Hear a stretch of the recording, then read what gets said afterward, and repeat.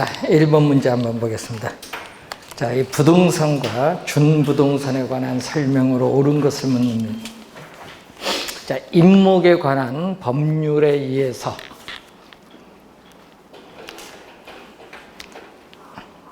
소유권, 우리가 보존 등기를 한 임목은 토지와 분리하여 양도할 수 없다 하니까 1번은 틀린 지문이죠. 양도할 수 있다. 임목에 관한 법률 제3조에 나와 있는 부분입니다. 자, 2번 지문 보시면 명인 방법을 갖춘 수목의 집단은 토지와 별개의 부동산으로 취급되지 않는다니까 틀렸죠. 자, 이 토지에 있어서 이 정착물 중에 정착물은 토지에 별개의 부동산으로 우리가 간주되는 독립정착물에 대표적으로 뭐가 있죠? 건물 있고, 지금 명인방법을 갖춘 수목의 집단.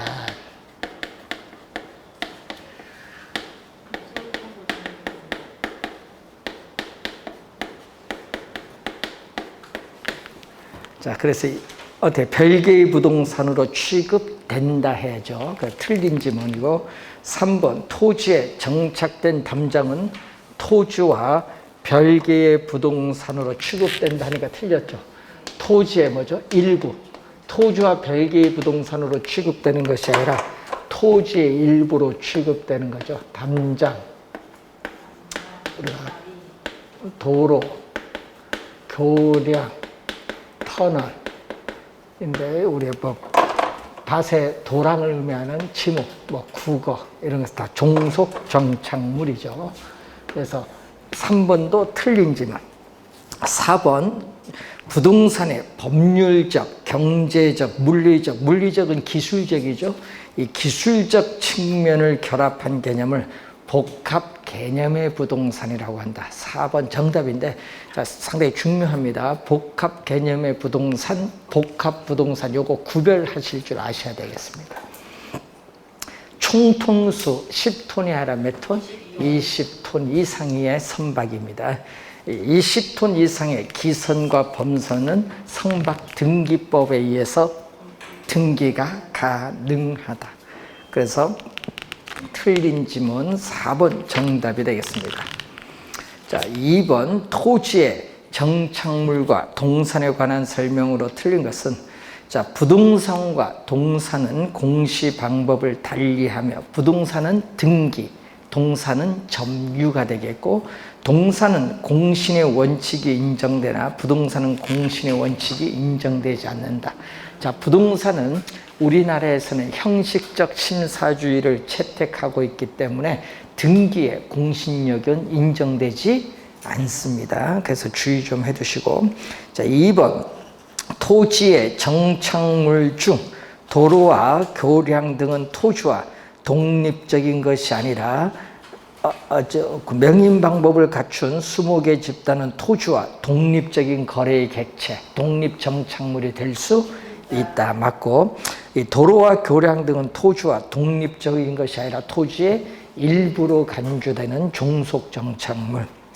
자, 부동산은 20년간 소유의 의사로 평온 공연하게 점유하고 등기함으로써 그 소유권을 취득을 한다. 이 취득시효 20년이고 등기부 취득시효는 10년이죠. 자, 20년이 포인트. 자, 5번 정답인데, 임차인이 설치한 영업용 선반, 카운터 등 사업이나 생활의 편의를 위해서 설치한 정착물, 이걸 뭐라고 하죠? 임차인 정착물이라고 하잖아요. 임차인 정착물은 일시적으로 설치한 거거든요. 자, 임차인 정착물은 일시적으로 설치한 물건이기 때문에 영구적이 아니다. 그래서 일시적으로 설치한 물건이기 때문에 부동산 정착물에 포함되지 않는다. 부동산으로 취급한다 하면 안 되죠. 정착물이 아니니까 부동산으로 취급하지 않습니다. 일시적으로 설치했기 때문에 그렇습니다. 5번 정답이 되겠죠. 자, 그리고 거기 보시면은 3번 문제는 우리가 이 민법 요 조문도 시험에 자주 출제하는데 212조 조문이죠. 이 토지 소유권의 공간적 범위를 나타내죠. 자, 이 토지 소유권의 공간적 범위를 나타내죠. 이 법 조문도 시험에 많이 나옵니다. 토지 소유권은 정당한 이익 있는 범위 내에서 토지의 상하에 미친다. 이런 얘기죠. 그래서 우리가 지구의 중심이죠. 그래서 이 지표. 자, 이 지표죠. 토지는 물리적 형태로 해서 이 지표명과 함께 공중공간, 이 지표 공간 또는 2차원적인 평면 공간인 수평 공간에다가 지표에서 지구의 중심을 향한 지중 또는 지하의 공간에서 또 지표에서 공중을 향하여 영장되는 일정한 높이의 공간이죠. 자, 그래서 어떻게 이 지표명과 함께 공중공간과 지하의 공간을 포함한다. 맞는 지문이 됩니다. 1번은. 2번, 부동산 활동은 2차원에다가 지중, 공중을 더해서 몇 차원이냐면 3차원의 공간 활동이다. 그래서 3차원의 우리가 공간 활동이면서 여기에 바로 입체 공간의 개념이다. 입체 공간. 그래서 농촌 지역에서는 농사를 지어야 되니까 주로 이 2차원적인 지표 공간이 활동의 중심이 되고 도시에서는 집가가 비싸니까 건물을 고층화시켜야겠죠. 그래서 입체, 지하와 공중을 포함하는 입체 공간이 활동의 중심이 됩니다. 3번, 지표권은 토지 소유자가 이 지표상에 있는 토지를 배타적으로 사용할 수 있는 권리를 말하는데 토지와 해명과의 분계는 최고 만조시의 분계점을 표준으로 합니다. 지중권 또는 지하권이죠. 이 토지 소유자가 지하 공간으로부터 어떤 이익을 획득을 하거나 사용할 수 있는 권리를 말하는데 물을 이용할 수 있는 권리는 안 들어가죠. 물을 이용할 수 있는 권리는 어디에 들어간다? 지표권에 들어가요. 예, 물을 우리가 이용할 수 있는 권리, 물을 이용할 수 있는 권리. 우리나라는 유역주의를 채택하고 있는데 요거는 지표권에 해당이 됩니다. 그래서 4번 정답.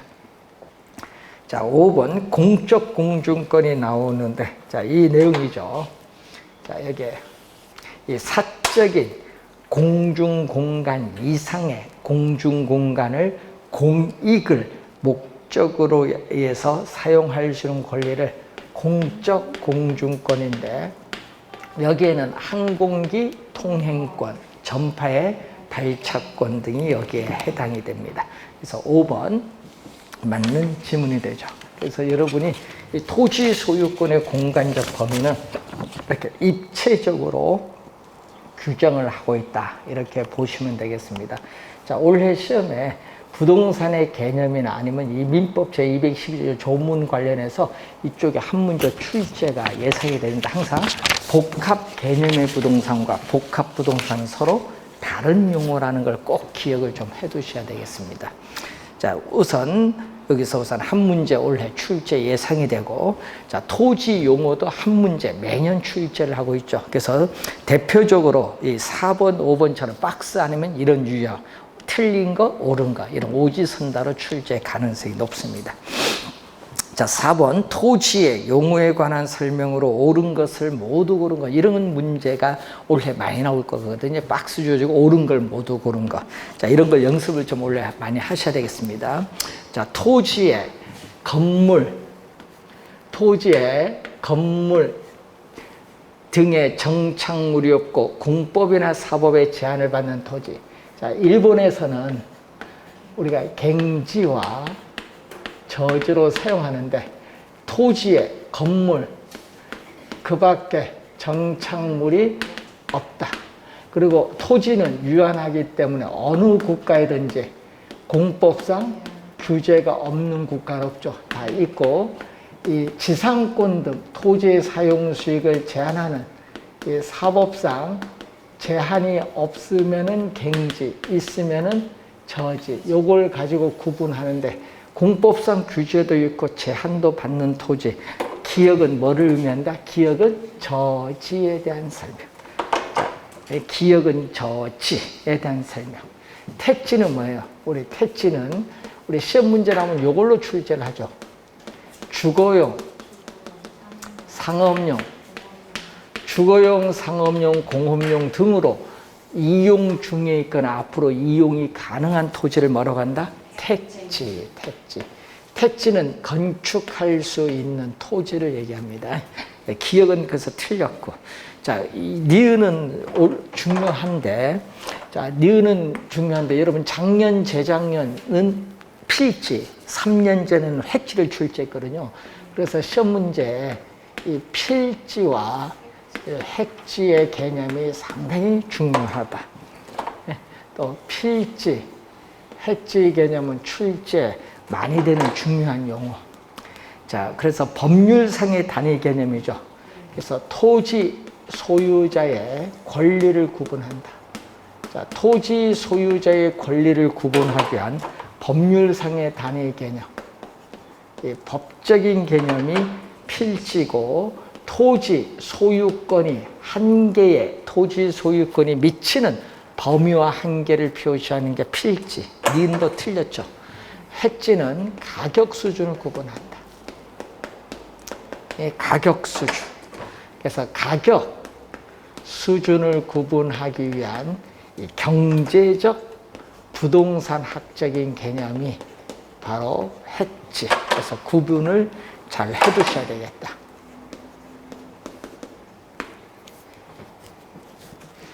그래서 두 번째 틀렸고, 세 번째 작년에도 출제했죠. 후보지 이행지 개념. 자, 토지가 실제로 이용되고 있는 용도에 따라 지역을 분류하죠. 그래서 택지 지역, 농지 지역, 임지 지역으로 나눌 때, 뭐 임야가 택지로 조성한데 논밭이 뭐 택지로 조성한다든지, 이게 후보지 개념이죠. 자, 네 번째 볼까요? 임지 지역, 농지 지역, 택지 지역 상호 간의 다른 지역으로 전환되고 있는 지역의 토지를 뭐라고 하냐면 후보지. 자, 네 번째 지문이 시험에 많이 나오죠. 후보지 개념이 나오고 있다. 작년에도 후보지와 이행지를 구분할 수 있는 문제를 또 출제했죠. 중요한데, 그래서 세 번째 용도적 지역의 분류 중 세분된 지역 내, 그럼 세분했거든요. 그럼 택지 지역을 세분하면은 우리가 주택 지역,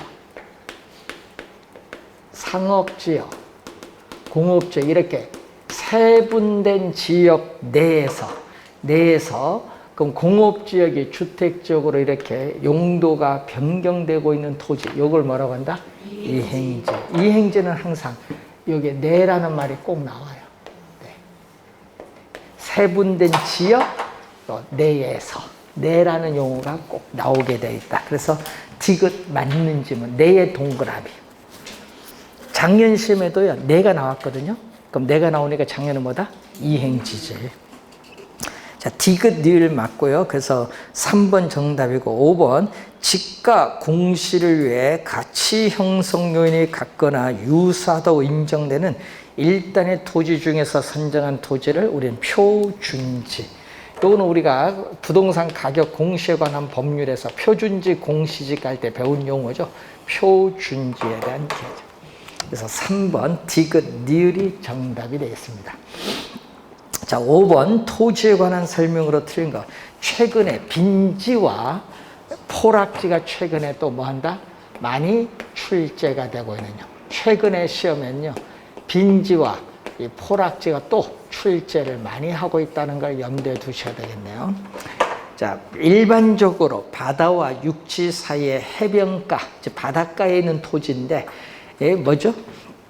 소유권이 인정되면 안 돼요. 빈지는 바닷가에 있는 토지이기 때문에 법적으로 소유권은 인정되지 않지만은 이용 실익은 있는 토지죠. 자, 소유권이 인정되지 않는다라는 거예요. 1번 정답이 되겠죠. 틀린 거.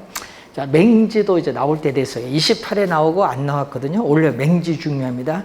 타인의 토지에 둘러싸여 도로에 어떤 적선명도 갖지 못하는 토지인데 건축법에 의해서 우리는 원칙적으로 건물을 세울 수 없다. 올해 시험에 또 맹지가 또 중요한 용어.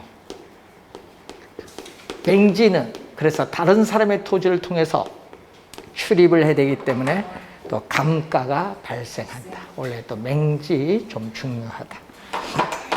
자, 포락지는 지적 공부에 등록된 토지가 강물이나 냇물에 침식을 당해서 수면 밑으로 잠겼죠. 그래서 지반이 절토돼서 우리가 논밭 등의 하천으로 변한 토지인데 이것도 소유권은 인정되지 않습니다. 소유권 인정. 하천으로 변한 토지니까 소유권은 인정되지 않는다는 거. 자, 그리고 획지는 무슨 개념? 경제적 개념으로서 다른 토지와 구별되는 가격 수준이 비슷한 일단의 토지. 항상 획지 나오면요, 이 지문이 꼭 나오죠. 가격 수준이 비슷한. 이 지문, 가격 수준이 비슷한 일단의 토지를 획지. 29회 시험, 24회 시험도 요게 포인트입니다. 이 가격 수준이 비슷한. 자, 5번째, 공지는 건축법에 의한 건폐율, 용적률 등의 제한으로 인해 한 필지 내에서 건축하지 않고 비워둔 토지를 뭐라고 하죠? 공지. 공지의 개념. 공지와 또 부지 개념이 다릅니다. 좀 주의해 두시고, 공지는 아까 설명했고, 부지는 뭐죠? 어떤 일정한 용도에 제공되는 바닥 토지로서 우리 도로용 부지, 철도용 부지, 이 포괄적인 개념입니다. 다르다는 거 좀 기억을 해 두시면 되겠습니다. 자, 올해 시험도 토지 용어 출제를 하니까 확인, 좀 중요 부분 용어 확인해 두시면 되겠죠. 작년, 재작년, 2년 연속 출제된 용어 중에 또 어려운 용어가 소지라는 용어가 있어요. 건축할 수 있는 토지인 택지 등으로 개발되기 전 자연 상태 있는 그대로의 토지를 뭐라고 하죠? 소지. 요게 2년 연속도 작년, 재작년 출제한 용어. 요즘 문제 내는 거 보면 개념 위주로 내는데 개념에서 보면요, 꼭 여러분들이 좀 우리가 잘 안 들어본 용어 여기서 정답을 많이 묻어요. 요즘 보면은. 자, 6번. 올해 바뀐 게 있죠, 이쪽에. 그래서 올해 좀 중요한데 거기 봤더니 주택의 정의에 관한 설명으로 틀린 것을 묻습니다. 자, 우리는 건축법상 단독주택과 공동주택으로 나누죠. 이때 다중주택과 다가구는 단독이에요. 다가구 주택은 단독주택. 자, 여기서 아파트, 공동주택으로서 아파트, 연립, 주택, 그리고 다세대 주택은 공동주택이다. 자, 문제는 여기서 정답은 4번이 정답인데 뭐가 틀렸냐 하면요, 이게 바뀌었거든요. 330에서 660 제곱미터로 이게 바뀌었어요. 여기에 330이 아니라는 거. 개정되면은 출제 가능성이 높거든요. 원래 개정됐기 때문에 이거 좀 주의해야 돼. 그래서 다중주택에서 이거 개정됐기 때문에 원래 출제 가능성이 좀 높다는 거. 그리고 아파트는 뭐죠? 요 두 개는 이건 3계층. 필로티 구조가 있기 때문에 3계층 이하의 주택. 5계층 이상은 뭐죠? 아파트. 연립과 다세대는 4계층 이하. 4계층 이하인데 문제는 둘 다 또 이것도 얼마? 660제곱미터면 초가. 여긴 660제곱미터 이하.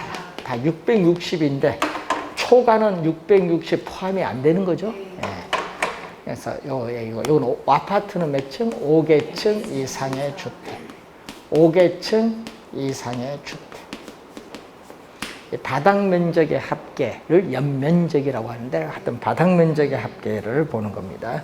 자, 요 키워드는 여기서 말을 바꾸기 때문에 좀 주의해 주시면서 4번 정답. 자, 다중주택 다시 한번 확인. 원래 바뀌었기 때문에. 자, 7번. 자, 토지의 특성에 관한 설명으로 틀린 것을 묻습니다. 자, 부동성으로 인해서 부동산 활동을 국지화시키고 임장 활동을 배제한다. 1번 틀렸네요. 자, 뭐죠? 부동성. 부동성은 부동산 활동 및 부동산 형상을 우리는 고도로 뭔다? 우리는 국지화시킨다.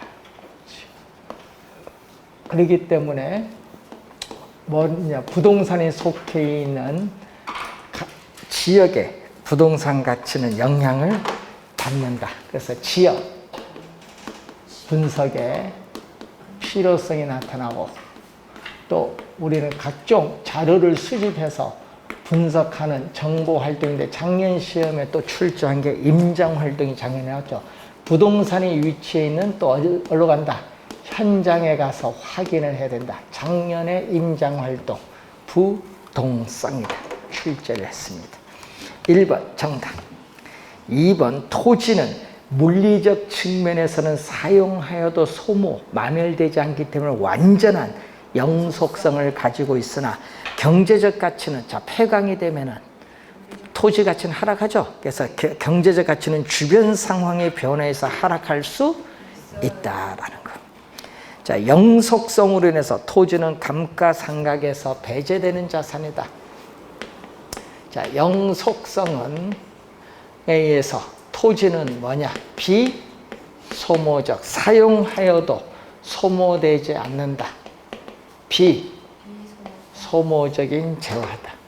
비소모적인 재화이기 때문에 토지는 우리는 사용해도 소모되지 않으니까 감가상각으로는 적용될 수 없어요. 그래서 우리는 토지에는 감가상각이 적용되지 않기 때문에 원가 방식에 적용되지 않는다.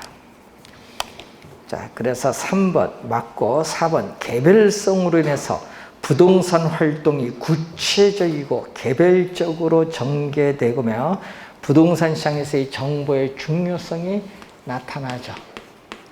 자, 개별성으로 인해서 우리가 토지, 물리적으로 동일한 토지는 오직 하나밖에 없기 때문에 토지 가격이나 수익 등이 개별화, 하나하나 다 다르다. 개별화, 구체화, 개별적, 구체적으로 접근하고 이 개별화가 되기 때문에 부동산 가치에 영향을 미치는 개별적인 상태나 요인 등을 분석을 하겠죠. 그래서 개별 분석의 필요성이 나타나죠. 자, 5번 용도의 다양성으로 인해서 토지 이용 결정 과정에서 2개 이상의 용도가 경합할 경우에는 어떤 용도로 이용해야 그 토지를 효율적으로 이용할 거냐, 최유효 이용할 수 있는 방안을 도출하여 실행을 한다. 자, 그래서 용도의 다양성이 나오면 항상 뭐가 나오냐면은 최유효 이용이 나오죠. 최고, 최선의 이용, 최유효 이용의 성립의 근거가 됩니다. 자, 이 용도의 다양성을 지원해주고 최유효 이용을 간접적으로 지원해주는 게 바로 뭐다? 우리는 병합, 자, 우리는 주어진 필지를 인접 필지와 합병하거나 주어진 필지를 분할하죠. 병합 분할의 가능성. 토지 이용 주체의 목적이나 용도에 따라 토지를 우리는 인접 토지와 합병하거나 분할할 수 있는 특성을 말하죠. 자, 그래서 맞는 지문이 되겠습니다. 자, 8번 문제로 갑니다. 자, 토지의 특성에 관한 설명으로 옳은 것을 모두 고른 것. 자, 부동성으로 인해서 토지는 위치가 고정되어 있기 때문에 그 토지를 둘러싼 외부적인 환경 조건의 영향을 받아서 부동산 가치는 상승할 수도 있고 하락할 수도 있는 외부 효과를 발생시킨다. 외부 효과를 발생시킨다. 자, 그래서 1번 맞는 지문 옳은 것. 부증성은 집약적 토지 이용이 나타나죠. 자, 도시로 인구는 계속 우리가 집중이 돼요. 그러다 보니까 도시, 우리가 토지에 있어서의 부족 문제죠. 외곽에 있는 임야 등을 택지로 조성해서 공급하는 데는 한계가 있기 때문에 도시 토지의 부족 문제로 인해서 도시 토지를 이용하고자 하는 이 수요자, 공급은 한계가 있기 때문에 수요자 간의 경쟁에서 이 집가는 우리는 급격하게 상승한다. 그래서 거기 니은에 보니까 가격 급등 현상을 일으키기도 하죠. 예? 그리고 그렇기 때문에 토지 이용에서의 집약적 토지 이용. 집약이란 말이 꼭 나오죠. 건물이 고층화된다. 그래서 토지용의 집약. 작년에도 출제를 했는데 하여튼 집약화는 계속 24회 이후 계속 나오고 있다. 집약화, 부증성 할 때 계속 나오고 있어요. 집약화, 건물이 고층화된다. 하여튼 집약이 나옵니다. 니은도 맞는 지문. 세 번째, 영속성은 자, 토지는 비소모적 재화이기 때문에 가치에 소모가 없다. 그래서 가치의 보존력이 우수합니다. 우수하기인데 이 가치를 보존하기 위한 부동산 관리의 중요성을 높게 하죠. 자, 앞에는 맞았는데 뒤에 감정평가에서 원가 방식이 이론적 근거가 된다. 원가 방식을 적용할 수 없다. 감가가 안 되기 때문에. 그래서 디귿, 뒤에가 틀렸죠? 디귿. 틀린 지문이고, 네 번째. 개별성으로 인해서 특정 부동산에 대한 시장 정보의 수집이 어렵고 거래 비용이 높아질 수 있다. 자, 무슨 얘기냐? 우리는 거래 정보의 뭐 때문에? 비공개성으로 인해서 그렇다. 비공개성으로 인해서 정보 수집이 곤란하고 정보를 획득하기 위한 비용이 발생하면서 정보의 중요성이 증대되고 있다는 것. 그래서 기역, 니은, 리을이 맞고 디귿만 틀렸어요. 4번 정답. 자, 이런 유형의 또 박스 문제 또 원래 좀 주의를 하셔야 되겠습니다. 자, 9번. 다음 내용에 가장 적합한 토지 특성은 대상 토지는 아무 용도로도 이용되고 있지 않은 건물이 없는 낮이 상태 있는 토지다. 대상 토지를 다양한 용도 중에서 어떤 용도로 이용을 해야 하는지 토지 소유자는 고민하고 있다. 대상 토지를 가장 효율적으로 이용할 수 있는 방안, 그리고 최대 수익을 올릴 수 있는 방안을 전문가에게 의뢰하기로 결정했다. 최유효 이용과 관련이 있거든요. 뭐? 용도의 다양성.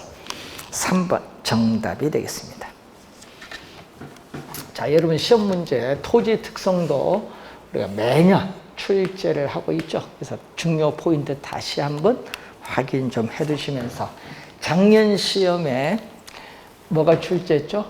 수요의 감소가 출제했거든요. 작년 시험에. 자, 올해도 항상 중요한 것은 수요량의 변화와 뭐가 중요하다? 수요의 변화가 있죠. 구분을 반드시 해줘야 돼요. 자, 이때 이제 아파트 시장의 수요 곡선을 우측으로 이동, 밑줄. 우측으로 이동하는 것은 우리가 수요의 증가를 말해. 수요의 증가.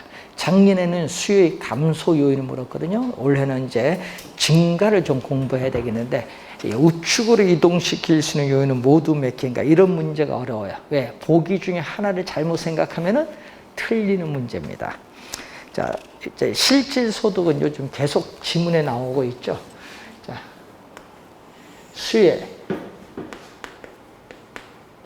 변화 요인에서 실질 소득은 뭐죠? 주어진 명목 소득을 가지고 시장에서 살 수 있는 상품의 수량이 증가하면 당연히 수요도 뭐한다? 증가하겠지. 수요의 증가가 돼요. 실질 소득의 증가는 수요의 증가. 보유세. 자, 여러분 세금, 보유세, 거래세. 자, 재산세와 종합부동산 같은 보유세, 취득세와 양도세와 같은 거래세, 작년에는 거래세율로 출제했었죠. 작년 시험에는 보유세가 인하되면 보유에 따른 세금 부담이 낮아지니까 뭔다? 구매력은 높아져서 수요는 뭔다? 증가합니다. 자, 인구가 감소하면 당연히 수요도 감소합니다. 네, 아파트 가격은 어디에 속한다? 수요량이다. 지금 아파트 시장이거든요. 자, 여러분 이 얘기거든요. 아파트 시장에서 아파트 가격인데 수요 곡선은 주어졌거든요. 자, 이 점 A점에서 아파트 가격이 하락하면 수요 법칙에 따라 수요량은 증가하는데 이때 아파트 가격이 변하면은 이 A점이 동일한 수요 곡선을 따라서 뭐 B점으로 이동을 해요. 동일한 수요 곡선을 따라서 우리가 B점으로 이동하고 있습니다. 그래서 뭐의 변화? 가격이 변한다. 해당 아파트 시장은 아파트 가격이죠. 이 해당 상품의 가격이 변하면은 동일한 우리가 수요 곡선 상에서 이동한다. 동일한 우리가 수요 곡선 상에서 이동한다.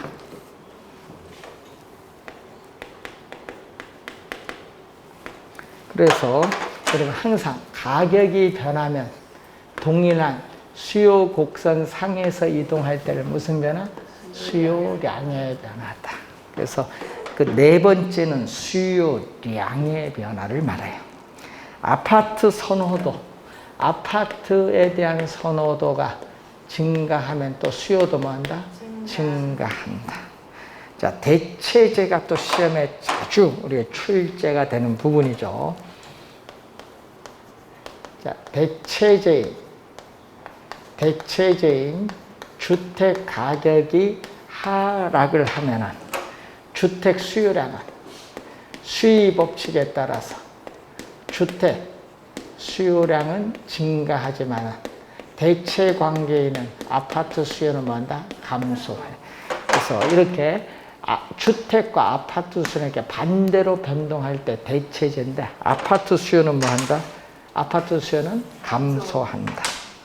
아파트 담보대출 금리가 상승하면 대출 금리가 오르면 이자 비용이 많이 들기 때문에 구매력은 약화돼서 수요는 감소한다. 그래서 수요의 증가 몇 개? 3개. 수요 감소도 3개. 수요 증가도 3개, 수요 감소도 3개. 그 네 번째는 아파트 가격은 수요량의 변화.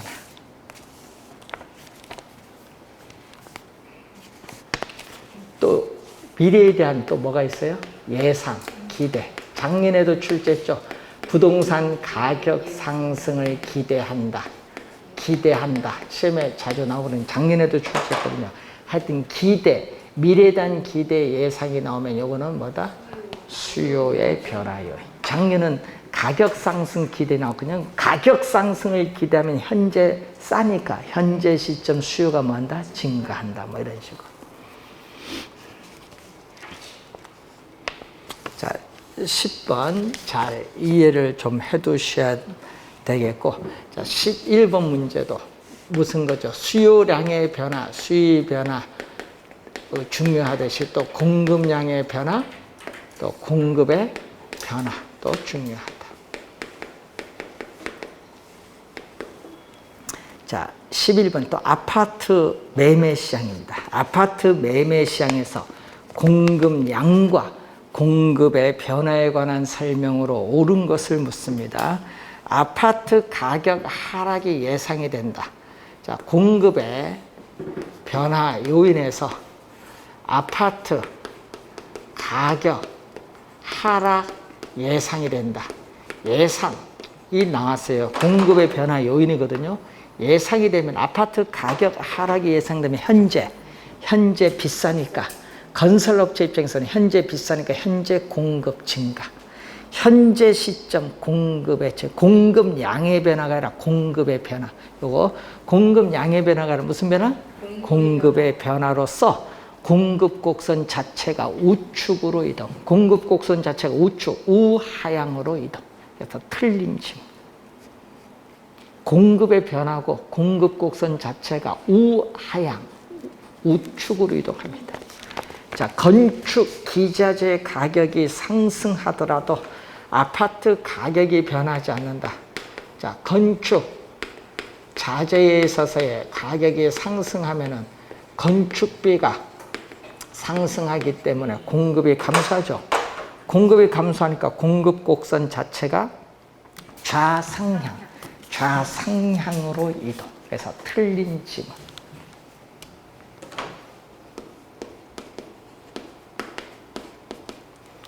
자, 세 번째, 대체재인 단독주택 가격이 오른다. 자, 대체재인 단독주택 가격이 상승하면은 대체재인 단독주택 가격이 상승하면은 단독주택 건설업체는 비싼 단독주택 공급을 뭐 한다? 늘리겠죠. 그리고 대체 관계에 있는 아파트 공급을 뭐 한다? 감소. 공급이 감소하니까 어떻게 돼요? 공급 곡선 자체가 좌상향, 좌측 좌상향을 이동. 3번 정답. 4번 아파트 건설용 토지 가격이 하락하면 생산비 하락. 그럼 생산비가 하락하면 공급량의 변화가 아니라 무슨 변화? 공급의 변화. 공급량의 변화가 아니라 공급의 변화로서 생산비가 하락하니까 공급이 증가합니다. 공급 곡선 자체가 우하향, 공급 곡선 자체가 우하향으로 이동. 자, 기준금리가 하락하면 부동산 공급자 수익을 감소가 아니라 증가시키는 요인이 되므로 공급 곡선 자체가 우하향, 좌상향이 아니라 우하향, 우측으로 이동합니다. 그래서 틀린 질문 3번 정답이 되겠습니다.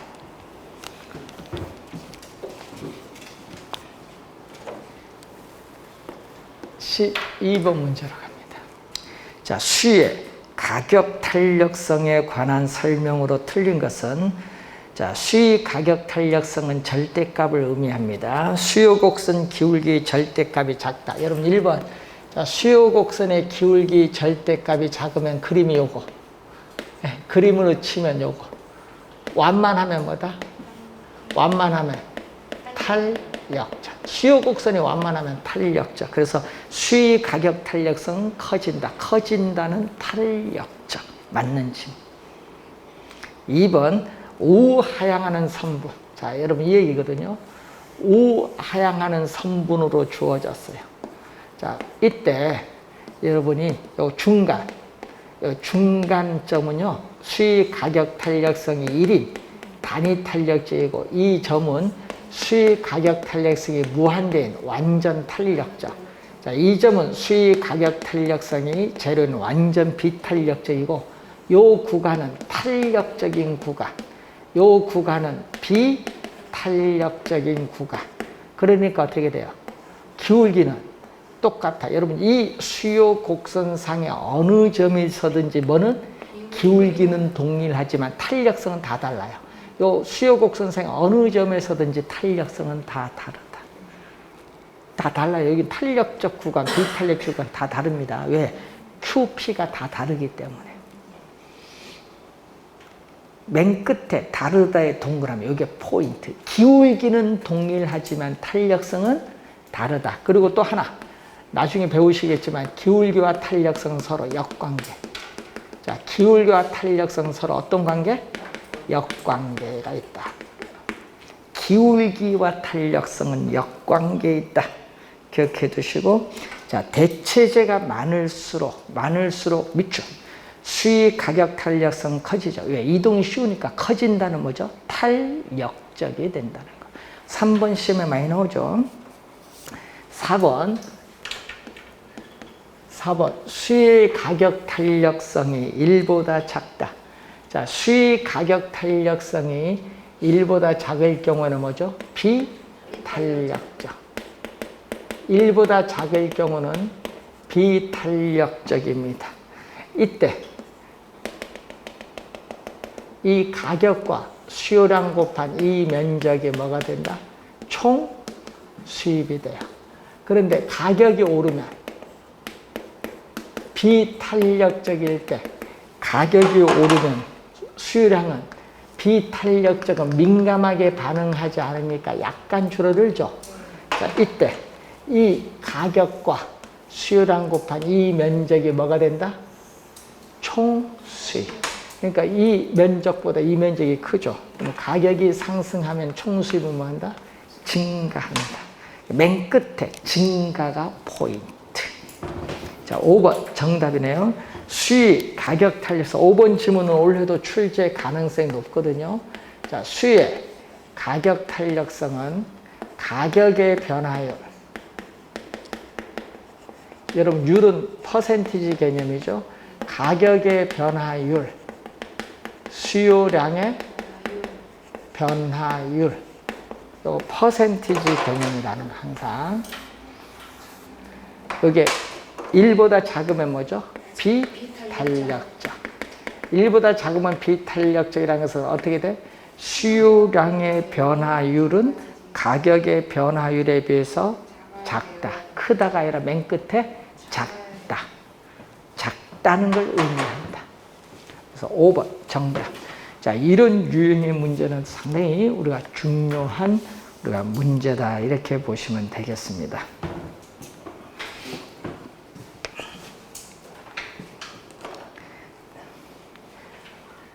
자, 13번. 아파트 시장의 수요 및 공급 함수가 다음과 같이 주어졌다. 자, 수요 공급 함수가 다음과 같이 주어졌을 때 시장 균형이 동그라미. 하여튼 여러분 문제에서 균형이란 용어가 나오면은 수요량과 공급량은 항상 뭐하다? 같다. 수요량과 공급량은 항상 같다 놓고 풀어야 돼. 수요량은 얼마죠? QD 210-P. 공급은 우리가 2P. 그러면 3P는 210. 그리고 P는 얼마죠? 70이야, 70. 자, 그림을 그리면 이 얘기거든요. 자, 여러분, QD는 210-P인데, 여러분, 얼마? QD가 제로면 P는 얼마? QD는 210 요건데, 우리가 여기에 P가 제로면 여기에 210. 여기에 공급은 이렇게 가요. 공급은 얼마? 우리가 2P죠. 2P. 자, QS는 2P. 그럼 P는 얼마? P는 2분의 1 QS가 돼서 여기에 기울기거든요. 여기에 기울기가 2분의 1이란 얘기예요. 자, 이런 형태가 주어진 겁니다. 그럼 요것도 얼마? 210. 균형이 얼마? 균형 가격? 70. 요거는 140. 요거는 얼마? 210에서 70 빼니까 요것도 얼마? 140이죠. 그래서 여러분이 문제는 수위 가격 탄력성 구할 때는 이 얘기거든요. 자, 수요의 가격 탄력성 구할 때는 우리가 P분의 델타 P, Q분의 델타 Q거든요. 자, 요것을 내항의 곱은 델타 P 곱하기 Q분의 델타 Q 곱하기 P인데, 자, 요것은 다시 이렇게 쓸 수 있어요. QP는 1,4분면, QP는 1,4분면이 있으니까 양수. 양수니까 절대값 안 씌웠고, 분모 분자를 델타 Q로 나눴어요. 이런 분모 분자를 델타 Q로 나누면 이렇게 나와요. 근데 요게 뭐냐? 요것이 바로 요겁니다. 기울기. 요게 바로 뭐냐면은 델타 Q. 요건 델타 P. 기울기를 얘기해. 그럼 요거는 지금 기울기인데, 기울기는 얼마? 자, 수요 곡선의 기울기. P=210 -QD. 여러분, 요 QD 앞에 있는 요게 X축이죠? X축 앞에 있는 요게 바로 기울기. 기울기가 얼마? 마이너스 1. 마이너스 1. 기울기가 마이너스 1. 곱하기 Q는 얼마? Q는 140. P는 균형에서 70. 그래서 2분의 1, 0.5가 돼. 0.5. 자, 주의해야 될 거는요. 요걸 빨리 풀려면은 요게 분모로 가면 돼. 분모. 빨리 풀려면 요게 뭘로? 요게 분모로 가고, 요거는 뭘로? 분자로 가서 바로 2분의 1 이렇게 나와도 돼. 탄력성인데, 요건 분모, 요거는 뭘로? 분자. 요게 어려우면은 요걸 분모, 분자로 가서 계산하면 돼. 탄력성. 자, 그리고 또 원점을 지나는 직선은 어떻게 돼? 공급에 있어서 원점을 지나는 직선은 배웠죠? 공급 곡선이 원점을 지나는 직선일 경우에는 공급의 가격 탄력성은 항상 1인 단위 탄력점. 자, 공급 곡선이 원점을 지나는 직선, 원점을 지나는 직선일 때는 가격 탄력성이 항상 1인 단위 탄력점. 그래서 정답은 1번 정답이 되겠습니다. 자, 이런 유형의 문제는 좀 난이도가 상인, 어려운 문제가 되죠.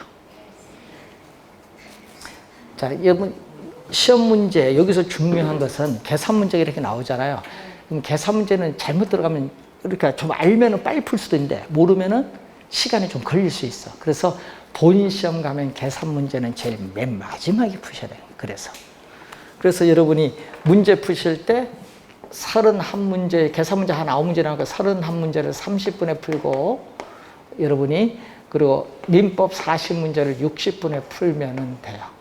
그럼 90분 해서 10분 남을 때 이제 나머지 계산 문제를 손대는 거예요. 그래야 여유가 있습니다. 계산 문제를 처음 손대놓으면 어떻게 돼요? 시간 부족해요. 나중에 민법 문제 못 푸는 경우 있어요. 시간 부족해서.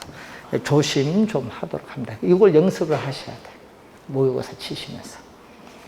자, 13번까지 풀었습니다. 이제 잠시 쉬고 14번 문제부터 가겠습니다.